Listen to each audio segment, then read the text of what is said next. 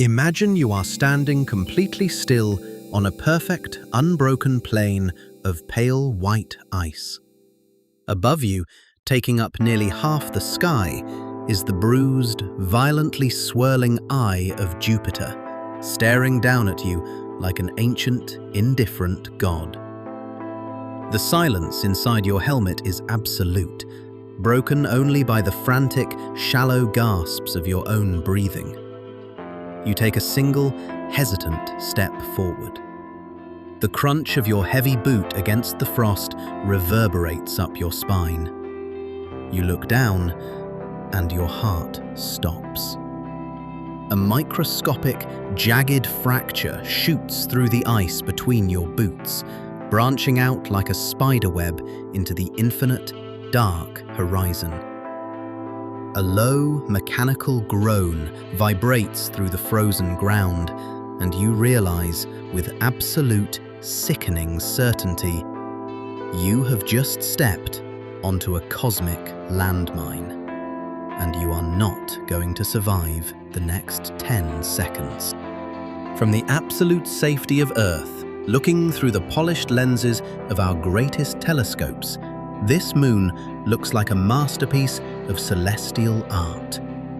Europa is a mesmerizing, glowing pearl, suspended in the deep dark of the solar system, etched with beautiful, intricate reddish-brown veins that look like the delicate brushstrokes of a cosmic painter. It is a world of pure, reflective ice, shining in the distant light of the sun with a dazzling display of serenity. For decades, scientists have looked at this glowing sphere and dared to dream. It is the holy grail of modern astronomy, the one place where we desperately believe the ingredients for life might be waiting for us in the dark. You might even feel a profound sense of awe as you stand there, bathed in the pale light, thinking you have finally set foot on an alien sanctuary, a quiet, frozen garden waiting to be explored. But something is wrong. As you stand on that pristine surface, the illusion of a quiet winter wonderland violently shatters. The serene silence is a lie. You have not landed on a sanctuary. You have walked onto a planetary execution chamber that is actively trying to erase you from existence.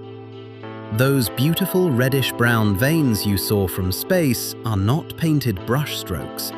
They are massive, catastrophic scars. They are the bloody fault lines of a world that is constantly tearing its own skin apart and stitching it back together. You are looking at an environment so violently unstable, so deeply hostile, that the very laws of physics are weaponized against your fragile human biology. But here's the problem. The shifting ice beneath your feet isn't even what will kill you first. You are standing directly in the crosshairs of the most lethal, invisible storm in the solar system, and it is already tearing you apart. Jupiter is not just a massive gas giant. It is a monster that commands a magnetic field so incomprehensibly powerful it acts as a colossal cosmic particle accelerator. Europa is locked in a tight, suffocating orbit right inside this magnetic death zone. Unseen to your naked eye, a torrential downpour of highly charged electrons, protons, and heavy ions is constantly slamming into the surface of the moon at nearly the speed of light. You are standing in the exact equivalent of an active, unshielded nuclear reactor core. This is not a slow, creeping radiation sickness that takes years to show its face.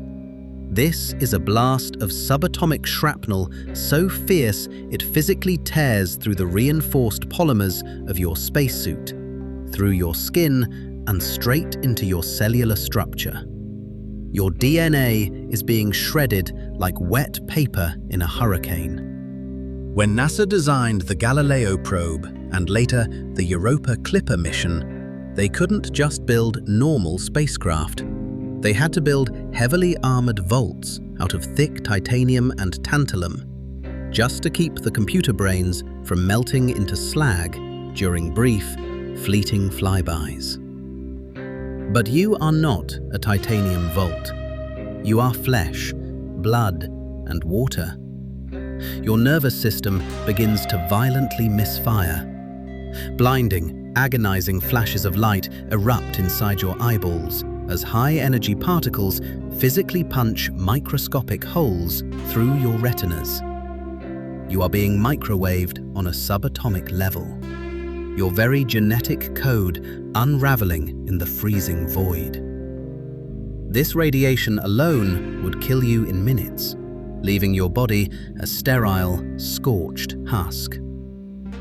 But it gets worse. Even if you were magically immune to the apocalyptic radiation, the environment itself is utterly incompatible with your continued existence for even a fraction of a second. Europa possesses almost no atmosphere, meaning you are standing in a near-perfect vacuum. The temperature on the surface is a staggering 260 degrees below zero. It is a cold so absolute, so piercing, that it literally stops the vibration of atoms. The moisture in your eyes, the saliva in your mouth, and the blood in your veins are desperate to freeze. If the microscopic heaters in your suit fail for even a millisecond, the heat is violently sucked from your body into the void. Your lungs would crystallize instantly. Your tissues would harden into stone. Yet, simultaneously, because there is zero atmospheric pressure pressing against you, the extreme vacuum of space is actively trying to boil the fluids inside you. The water in your body is trying to explode outward, while the temperature is trying to snap you into solid ice. You are caught in a horrifying, invisible tug-of-war between two physical extremes that would turn you into a frozen, swollen, perfectly preserved monument to human fragility in a matter of agonizing seconds. And this is where things change, because you suddenly realize that the ground you are standing on is a lie. You look out across the endless white plains and realize that the ice is not a solid crust resting on firm rock. It is a fragile, floating shell. Europa is locked in a brutal, never-ending gravitational dance. Jupiter's immense, terrifying gravity pulls on the moon from one side, while the other massive Galilean moons tug at it from the other. This constant, aggressive stretching and squeezing generates massive internal friction. The entire planet is flexing, breathing, and warping under your boots. Suddenly, the ice beneath you violently shudders. A deafening, apocalyptic crack rips through the silent vacuum. A vibration so incredibly powerful, it rattles your teeth and threatens to snap your spine. The ice is breaking. Miles-long slabs of frozen crust are grinding against each other with the force of colliding continents. Before you can even attempt to run, the ground beneath your boots simply ceases to exist. A chasm, miles wide and terrifyingly deep, opens up with the force of 1,000 detonating bombs. You are thrown into the abyss.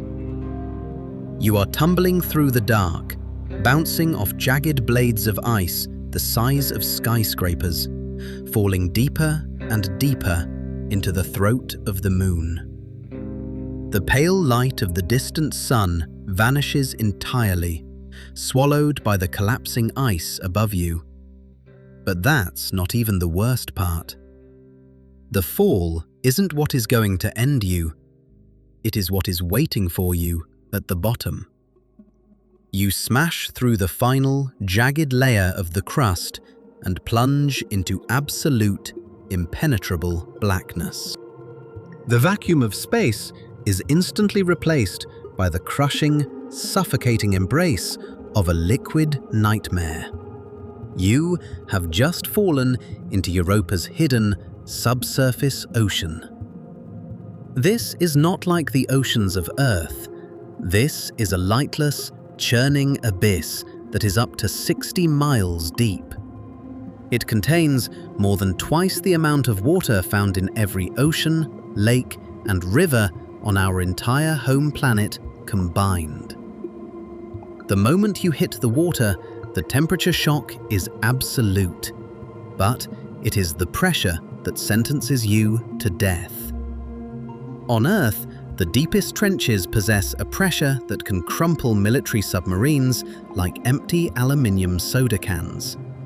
Here, buried beneath miles of solid, shifting ice, the weight of the alien ocean above you is mathematically incomprehensible. Your spacesuit, designed to keep pressure inside against the vacuum of space, is entirely useless against the millions of tons of water pressing inward. You begin to feel the suit wrapping tightly around your skin like an iron vice. The reinforced glass of your visor groans, screaming under the strain, spiderwebbing with microscopic fractures as the dark ocean demands entry. The air in your lungs is physically squeezed out of you. You are being crushed by the weight of an entire alien world, suspended in a pitch-black void where up and down have lost all meaning. And yet, if by some cruel, impossible miracle your body remained intact, you would continue to sink. You would drift down through miles of pitch-black, freezing water, utterly alone in the largest, darkest room in the solar system. Down here, the radiation of Jupiter cannot reach you, the vacuum of space cannot freeze you. The violent, shifting surface is just a memory.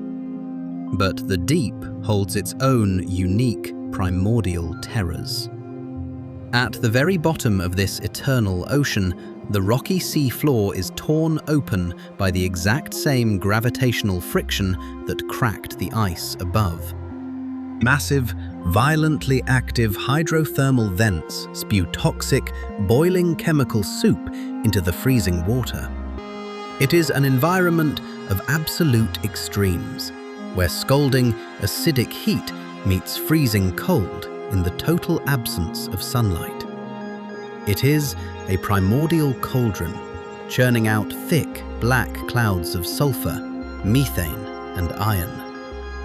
And as you sink toward that chemical fire in the dark, the true existential horror of your situation finally takes hold.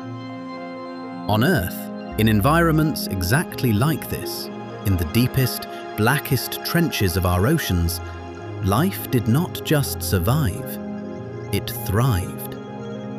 But it is not beautiful life. It is monstrous, blind, alien life. You are sinking into a place where the rules of biology are warped by crushing pressure and absolute dark. If life exists down here in this boiling, radioactive, lightless hell, it is not a gentle microbe. It is an apex entity of the abyss. It would be entirely blind, navigating by pressure waves and chemical trails, perfectly adapted to the crushing weight of the ocean. It would feed on sulfur and heat, a nightmare of evolutionary adaptation moving silently through the black water. You are a fragile, helpless invader dangling on a string, sinking blindly into the feeding grounds of things we cannot even comprehend. The universe was never meant for us. We look up at the night sky and tell ourselves beautiful, comforting stories of exploration. We draw maps of the stars and send our fragile machines into the void, desperately hunting for a reflection of ourselves in the cold dark. We look at a beautiful, glowing moon of ice, and we imagine a new frontier, a sanctuary, a place to plant a flag and claim as our own. But the infinite does not care about our courage, our curiosity, or our desperate loneliness. Europa is a stunning, swirling masterpiece of orbital mechanics, but it is also a perfect, flawless execution chamber. It is a monument to the absolute hostility of the cosmos, a place where the elements act with a brutal, uncaring efficiency to erase anything that does not belong. It does not hate us. It does not want to destroy us. It simply exists on a scale so grand and terrifying that our survival is fundamentally, biologically incompatible with its presence. We are fragile, delicate creatures, clinging to a tiny, warm rock, perfectly calibrated to keep our blood flowing and our lungs breathing. Beyond our thin blue atmosphere lies a dark, violent, and indifferent universe, filled with environments that will kill you in fractions of a second. And the most terrifying among them are the ones that look like a beautiful, frozen sanctuary, spinning silently in the void, hiding monsters in the dark and crushing everything that dares to break